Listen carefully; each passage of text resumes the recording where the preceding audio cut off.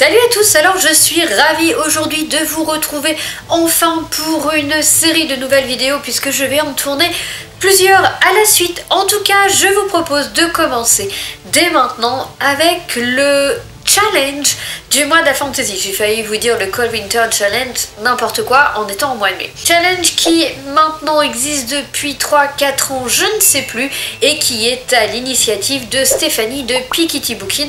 Je vous mets, si j'y pense que je suis pas trop tête en l'air, mais c'est pas gagné, la vidéo de Piketty qui se réfère au challenge, où elle vous explique un petit peu ce qu'est le challenge. De toutes les manières, ça n'est pas un challenge à points, etc. C'est vraiment un challenge pour se faire plaisir. Cette année, elle a donc voulu tourner autour du Seigneur des Anneaux. Alors quand je dis tourner autour, je dis au niveau du choix des thèmes, parce que en fait au niveau des lectures, vous êtes bien évidemment libre de faire ce que vous voulez tant que vous piochez des livres qui ont rapport avec la fantaisie. On va donc commencer tout de suite puisque Piketty a prévu pas moins de 12 thèmes et 2 thèmes bonus. J'ai essayé de remplir plus ou moins les 12 thèmes, j'ai essayé de pas trop m'étaler, mais vous allez voir que comme d'habitude, ma pile à lire va être grande, ce qui va me permettre de piocher un petit peu ce que j'ai envie, sans compter que le Spring Flower Challenge est toujours en cours. Il y aura donc quelques livres qui vont être communs aux deux challenges. Le thème numéro 1 s'appelle la fureur de Smaug, Smaug étant le dragon dans le Seigneur des Anneaux. Il faut donc lire un livre qui va parler créatures fantastiques. J'ai décidé moi de mon côté de rester sur la créature du dragon parce que ce n'est pas vraiment ce qui manque dans ma palle. J'ai longuement hésité entre deux lectures et comme j'ai pas réussi à départager ces deux lectures, et ben j'ai mis les deux puis je verrai bien au moment. J'ai pris d'abord un Robin Hobb, donc les Oacides, le tome 2 de la Cité des Anciens. Là moi j'ai la version qui était parue il y a quelques années chez France Loisirs, mais bon de toutes les manières le Robin Hobb c'est trouvable un petit peu partout.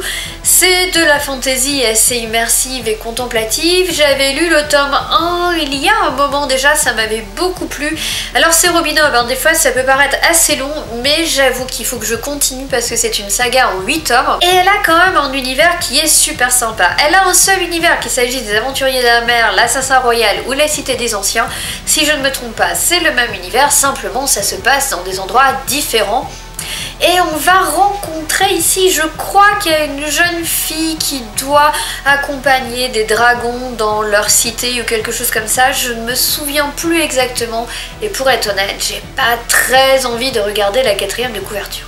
J'ai aussi sorti un livre que j'ai depuis un moment dans ma palle. Il s'agit d'un Patricia Briggs, donc l'autrice de Mercy Thompson, qui avait écrit Les Chaînes du Dragon. Alors c'est une duologie, donc je ne sais pas s'il y a un nom sur la duologie. C'était paru chez La Talente et je l'avais acheté il y a un moment et c'est vraiment un livre qui me tente énormément. Donc ici on va rencontrer un personnage, je ne sais pas si c'est un homme ou une femme, qui va tomber en fait sur des ossements de dragon alors qu'elle cherchait plus ou moins un trésor. Et comme on le voit sur la couverture, eh bien les ossements qu'elle va trouver étaient enchaînés, donc visiblement le dragon a été enchaîné avant sa mort, plus ou moins dans d'atroces souffrances. Donc ici ça se passe dans la cité de Urog, qui était donc la cité des dragons, qui apparemment au jour d'aujourd'hui sont disparus. Donc je suppose qu'on va suivre ce personnage qui va essayer de comprendre ce qui est arrivé et peut-être finalement que les dragons n'ont pas autant disparu que ce qu'on pourrait imaginer. Je n'en sais pas plus mais ça a l'air vraiment sympa. Ensuite, la deuxième catégorie, il s'agit de Dame Arwen. Arwen qui est donc une elfe dans le Seigneur des Anneaux.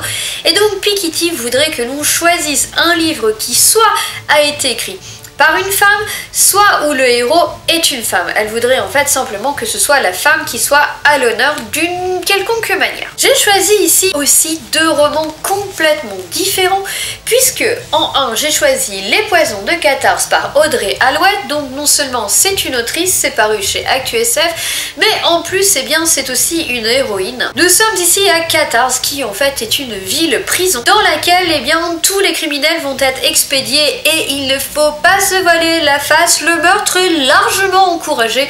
Après tout, ça fait baisser la surpopulation. Et donc, eh bien, cette ville, elle est tenue par Tenya Asnik, qui y règne par la terreur et aime jouer de la guillotine.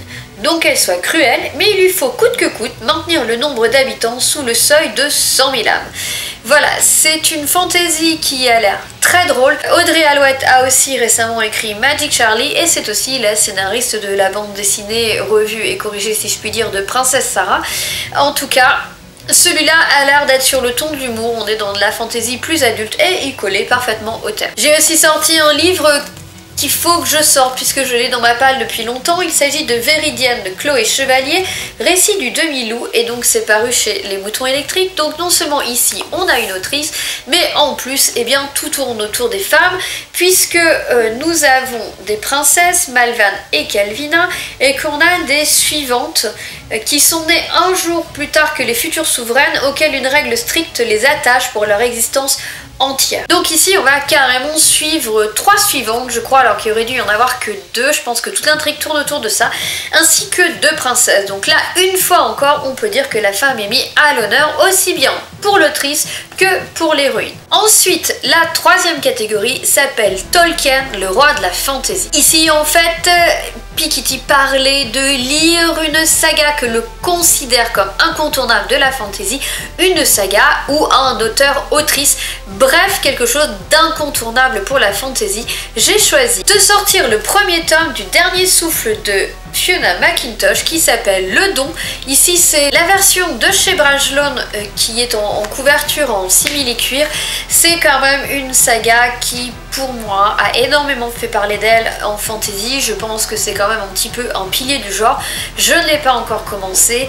C'est un beau bébé, non ça va, un peu moins de 500 pages. C'est vrai qu'en général en fantasy il y en a quand même des plutôt gros bébés et voilà, je me suis dit que c'était vraiment l'occasion de sortir ce livre que j'ai aussi depuis beaucoup trop longtemps. Ici on va rencontrer le personnage de Will qui a une mission très dangereuse auprès d'une cour ennemie je crois, et sa seule arme c'est une sorte de pouvoir qui est le don, je suppose, sauf qu'apparemment il ne sait pas exactement en quoi ça consiste et il va se retrouver un petit peu dans les embrouilles sans vraiment le demander. Je n'en sais pas plus, mais bon, c'est de la fantasy, tout ce qu'il y a de plus classique, et je vais essayer de sortir ce livre pendant le mois de la fantasy. La 4e catégorie s'appelle la communauté de l'anneau, donc communauté, lecture commune, sauf que ça va porter sur le tome 1 de Druide que je n'ai pas, ou sur le tome 1 du Sorceleur que j'ai déjà lu. Donc en fait, je ne vais pas participer à cette lecture commune, mais j'ai un petit peu triché parce que je me suis dit que je pouvais profiter de cette catégorie pour finir le tome 2 du Sorceleur, puisque en effet je l'ai commencé. J'en suis à page 418, mais comme c'est une intégrale de 3 tomes, ça veut pas dire grand chose, mais je m'étais dit que voilà, c'était l'occasion de terminer. Les 2 premiers tomes sont plus ou moins des recueils de nouvelles, le 3e tome on commence vraiment sur l'histoire en elle-même, enfin je pense. Donc je pourrais pas faire la lecture commune, mais bon, vu qu'on parlait du Sorceleur, je me disais que ça pourrait être pas mal quand même de finir le tome 2 de l'édition collector Brajlon que m'avait offert mon frère. Il m'a offert le 1 et le 2, donc il me manquera que la 3e intégrale. Je les trouve magnifiques, voilà. Je sais qu'ils ont fait énormément de sorties pour le Sorceleur, mais personnellement, hein, c'est très personnel, c'est celle que je préfère. Catégorie 5, elle s'appelle Peter Jackson qui, je crois, est le réalisateur du Seigneur des Anneaux. Et donc, voilà, vous avez Yazos en plus. Et donc, eh bien, réalisateur du Seigneur des Anneaux, en fait, il faut lire un livre qui a été adapté, quel que soit le support, que ce soit en film, en BD, etc.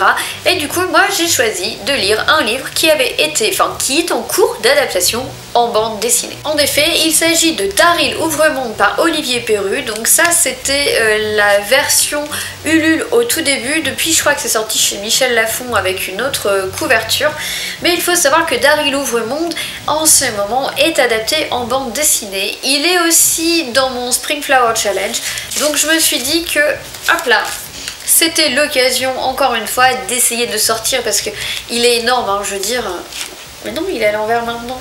J'arrive pas à vous mettre à l'envers ou à l'endroit, mais là il est à l'endroit et je me suis dit que c'était quand même l'occasion de le sortir. Je l'ai depuis longtemps, je le sors pas simplement parce que c'est une grosse pavasse quoi. Mais bon, pourtant il y a plein d'illustrations et tout, donc j'ai bon espoir qu'en étant dans 2 challenges, j'arrive à le sortir. De toute manière, je me suis dit que j'allais peut-être jouer les prolongations un petit peu. Les 2 challenges là, ils finissent fin mai, mais je vais peut-être jouer les prolongations un petit peu sur le mois de juin pour essayer de dégommer un petit peu tout ce dont je suis en train de vous parler en ce moment. Catégorie suivante, il s'agit du Hobbit au Seigneur des Anneaux. Bref, il faut lire un tome d'une saga, une fin de saga, une suite de saga, peu importe. J'ai donc sorti L'Invasion du Tyrling, qui est le tome 2 du Tyrling par Erika Johansen, paru chez J.C. Lattès. J'ai lu le tome 1 pareil, il y a un moment où j'avais adoré. Et puis il a fallu attendre que le tome 2 sorte, et puis comme souvent, le tome 2 sort, et puis je lis autre chose, et voilà. Donc là, je me suis dit, il faut que je me replonge dedans, et puis que j'essaye de, pourquoi pas, de la terminer cette année, ce serait chouette. La 7e catégorie, il s'agit d'une balade dans le Mordor. Il faut lire un livre qui vous fait peur. Pas parce que c'est de l'horreur, n'oublions pas que nous sommes dans le mois de la fantasy, mais parce que vous avez peur de sortir ce livre pour une raison ou pour une autre. Parce que ça peut être un gros pavé, parce que vous avez peur qu'il vous déçoive, bref, peu importe. Et personnellement, j'ai choisi de mettre 2 livres dans cette catégorie. Cette catégorie existe dans le Springflower Challenge, et j'ai mis Le Prieuré de l'Oranger de Samantha Shannon, paru chez De Sexus Éditions. Vous comprenez aisément pourquoi il me fait peur avec ses quasiment 1000 pages, je crois, oui, c'est ça. Donc, je me disais, je le sortirais peut-être bien fin mai, quoi, à la fin d'une challenge. Et puis, voilà, même si je l'ai pas fini pour le challenge, me dire que ça pourrait être une bonne lecture pour le mois de juin. Donc, ouais, j'ai remis celui-là, même si j'ai mis d'autres gros pavés. En tout cas, là, on est vraiment sur de la fantaisie pure, avec des dragons, un monde divisé, un Reynholm sans héritière, un ancien ennemi s'éveille. Je ne sais absolument pas de quoi ça parle. Je sais juste que ça a beaucoup fait parler de lui, qu'on y parle dragon, que la couverture est magnifique. Et ça me suffit. Le 2e livre, eh bien, c'est la suite d'un livre que j'ai lu pour le Springflower Challenge. J'ai lu le premier tome d'Éon. Et donc, eh bien, le 2e tome, donc s'appelle Éona, et Le Collier des Dieux par Alison Goodman, et je crois que c'est Gallimard. Oui, c'est Gallimard. Donc je l'ai mis pour 2 raisons. De 1, 660 pages. Bon, voilà, déjà. Et puis, de 2, c'est un livre qui est assez dense. J'ai beaucoup aimé le tome 1, mais il n'est pas sans défaut. Je ne sais pas trop l'expliquer. Je pense que l'héroïne manque peut-être un peu de caractère, et il y a quelques longueurs. On est dans de la fantaisie orientale, hein, ça se passe en Chine, donc c'est vrai que ça change énormément. Vous êtes avec une fille qui se fait passer pour un homme, ça je peux vous le dire parce qu'en fait on le sait dès les premières pages du tome 1, j'avais oublié mais on le sait dès les premières pages du tome 1. Elle se fait donc passer pour un garçon pour essayer d'être choisie par un dragon, puisque tous les ans un dragon va choisir une sorte de... c'est pas d'héritier entre guillemets, et donc eh bien c'est grâce à eux que la Chine est gouvernée, mais il est de notoriété publique que les dragons ne choisissent que des hommes, et il y avait un dragon disparu, le dragon va réapparaître, etc. L'univers est top, ça change énormément, c'est de la fantaisie qui se passe en Chine. Franchement, ça change de ce qu'on a l'habitude de voir, on a énormément de descriptions et c'est peut-être ça qui fait que quelquefois on part dans quelques longueurs. Par contre, niveau atmosphère, ambiance et tout, c'est extraordinaire. Donc il me fait un peu peur parce que j'ai peur de ne pas réussir à me plonger dans ce 2e tome. Il n'y a que 2 tomes, hein, c'est une duologie. Mais d'un autre côté, si je le sors pas maintenant, je le sortirai jamais. Hein, donc il faut que je sorte. Je me demande d'ailleurs si ça va pas être ma prochaine lecture, pour être sûr. Ensuite, la catégorie suivante s'appelle Gimli, Legolas, Frodon, Aragorn, choisis ton héros. Et donc là, il faut trouver un livre qui va parler soit du petit peuple, soit des elfes, soit des chevaliers, soit... j'en ai oublié un. Ah oui, soit des nains en fait, pour Gimli. Donc là j'en ai sorti plusieurs parce que j'arrivais pas trop à me décider. Je sais que dans le petit peuple, des fois on y a mis les fées, même si les fées des fois sont pas du tout partie du petit peuple. Donc j'ai mis plusieurs catégories, je vous montre ça. Premièrement, j'ai ressorti un tome d'une série que je lis, mais alors il y a très longtemps, puisqu'il s'agit de Lance Dragon. Avec les 2 autrices de base, hein, Margaret West et Tracy Hickman, parce qu'en fait il y a eu plein d'autres dans Lance Dragon écrits par d'autres auteurs. J'ai essayé, j'ai trouvé que c'était nul à chier. Et perso, j'avais du mal à me replonger parce que il y a quand même des crossovers et du coup des fois les infos elles se recoupaient mais ça correspondait pas vraiment, je sais pas comment l'expliquer, d'une saga à l'autre, il y avait quand même un peu des défauts. Sauf que là maintenant je les ai lus il y a tellement longtemps que je me dis que je devrais avoir oublié pour ne plus être gênée. Donc là-dedans vous avez des chevaliers magiciens, je crois qu'Aramon était chevalier.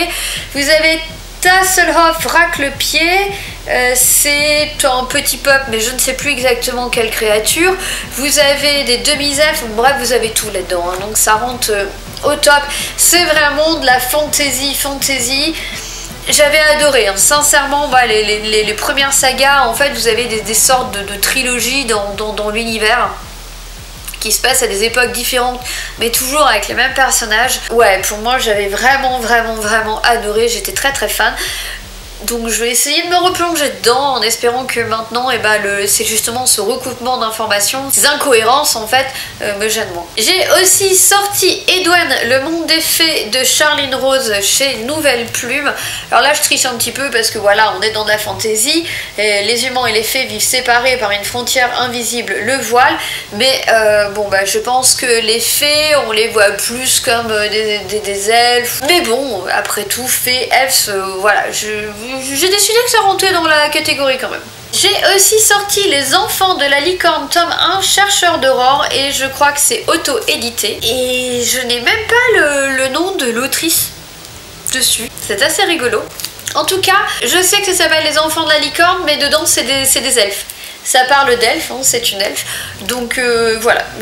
Visiblement il y a des dragons, licornes, on ne sait plus trop, hein, parce que vous avez un elfe, mais vous avez quand même un dragon sur la couverture, ça s'appelle Les Enfants de la Licorne.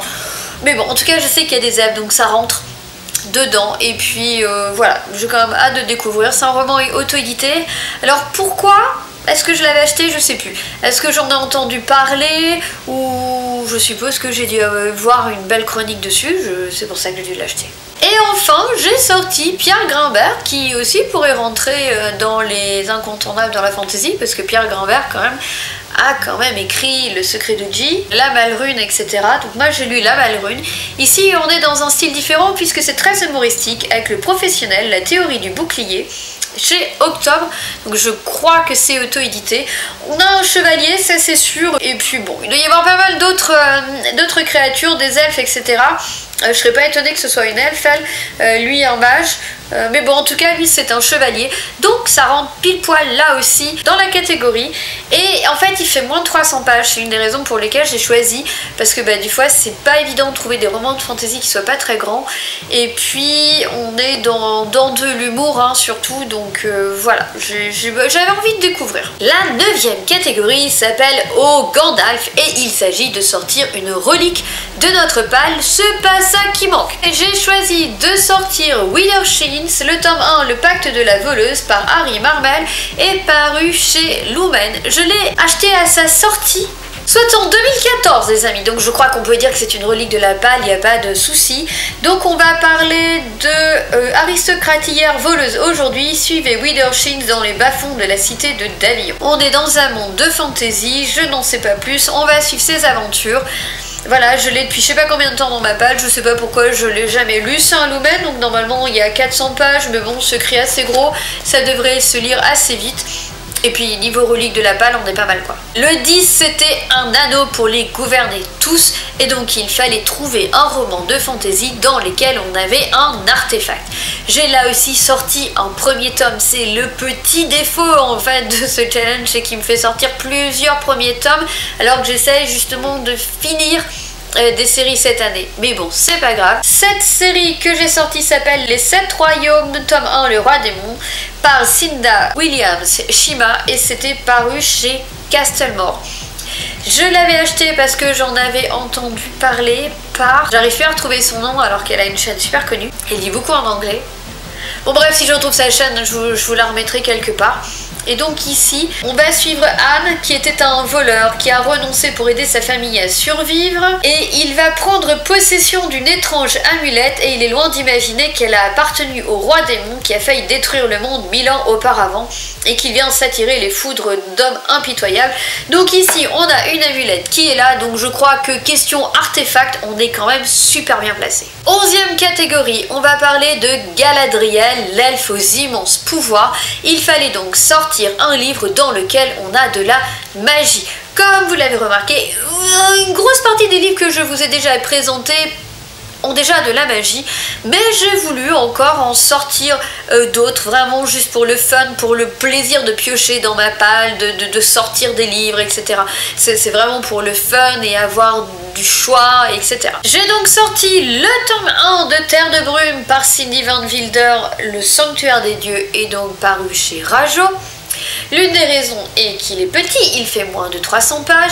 L'autre raison, c'est que c'est écrit par Cindy, que je l'ai toujours pas lu et que c'est une honte. Et la troisième raison, c'est qu'il rentre vachement bien dans la catégorie, puisque deux jeunes femmes unissent leur magie pour sauver le monde de la destruction. Voilà. Je ne me souviens plus exactement de quoi ça parle, mais bon, j'ai pas l'intention de relire de toutes les manières. Je pense que vous en avez pas mal entendu parler. Et j'ai aussi choisi de sortir une série très connue de fantasy, là aussi, puisqu'il s'agit des bannis et des proscrits 1, Le Feu de la Sorcière par James Clemens, paru chez Brajlon, une fois encore dans leur collection en cuir là que j'adore, je trouve ça superbe. Et là aussi on y parle magie. Ici on va suivre une jeune femme qui apparemment va hériter d'un pouvoir qui a été perdu depuis longtemps. Et évidemment il va y avoir un seigneur noir qui, je pense, va partir à sa recherche, va essayer de détruire le monde. Bref, il y a de la magie, le mal contre le bien, assez typique, hein, j'ai envie de vous dire, de la fantasy comme schéma, mais apparemment c'est très très bien, c'est pareil, ça fait 3 siècles que c'est dans ma palle, donc il faut absolument que je le sorte, donc là encore c'était l'occasion. La 12e, c'était Le Chant de Pipin. Home is behind the world ahead, and there are many paths to tread, through shadow to the edge of night, until the stars are all alight. Mist and shadow, cloud and shade, all shall fade, all shall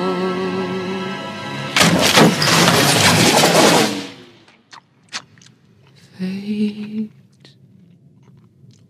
Il fallait choisir un livre dans lequel il y a de la musique.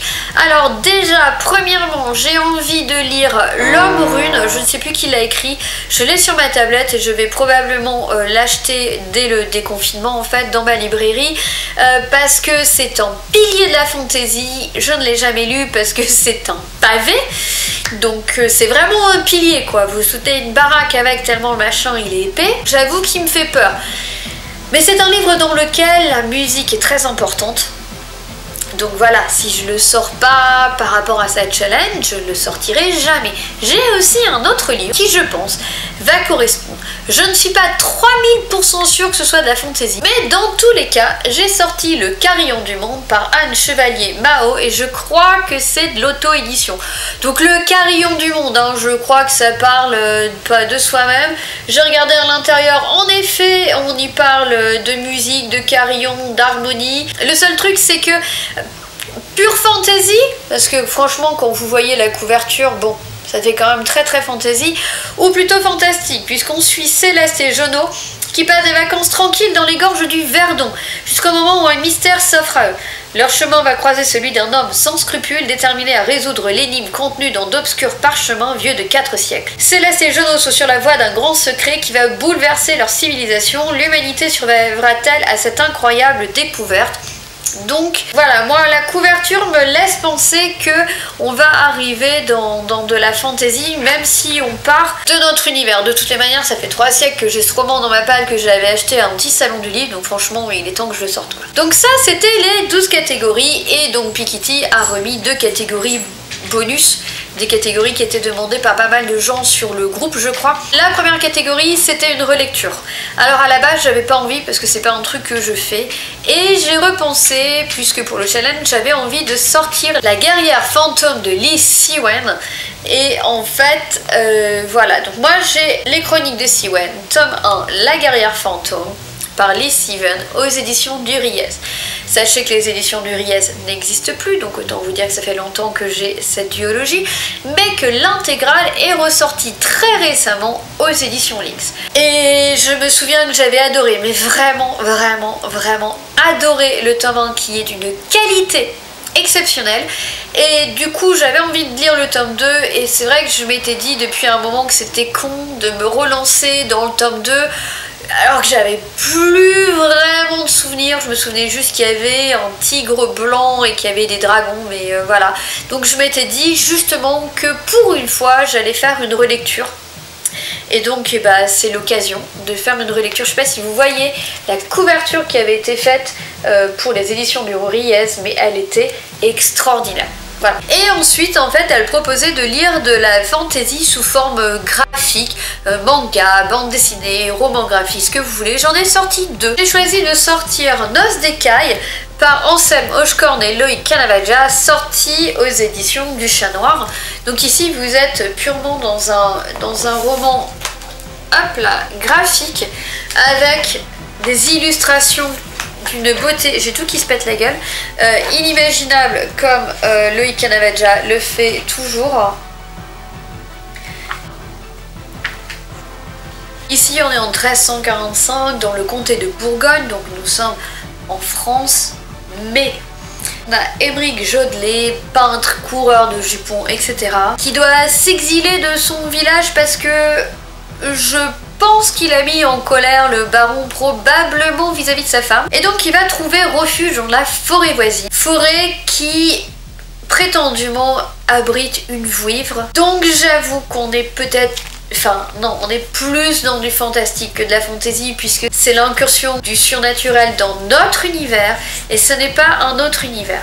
J'avoue, c'est bon. Voilà, on est quand même plus dans du fantastique que de la fantasy. Mais voilà, c'est une petite tricherie de ma part, j'avoue. Et du coup, enfin, eh bien, le dernier livre que j'ai à vous présenter pour cette palle, il s'agit du tome 3 de Wicca. Wicca et la gloire de Pan, par Thomas Day et Olivier Ledroit. Donc Thomas Day au scénario, Olivier Ledroit au dessin, chez Glénat.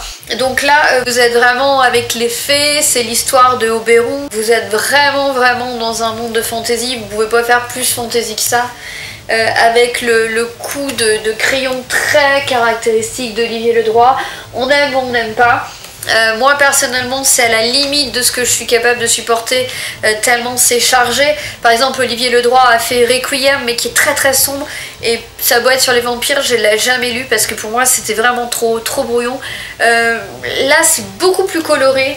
Donc voilà, j'avoue que je lis, mais c'est la limite, mais bon voilà, Olivier Ledroit il a quand même un coup de crayon qui est assez exceptionnel, et donc là bah, on est parfaitement dans le thème. Donc voilà, j'en ai terminé de vous présenter cette palle pour le challenge du mois de la fantasy. Comme vous pouvez le voir, comme d'habitude j'ai fait une palle immense, comme d'habitude je ne lirai pas tout, mais de 1, ça me permet de piocher, de 2, ça peut toujours vous donner des idées, et de 3, ça permet de partager. À tous et à toutes, je vous souhaite d'excellentes lectures, un excellent challenge du mois de la fantasy si vous le faites, et je vous souhaite aussi une excellente journée. Ciao, bye!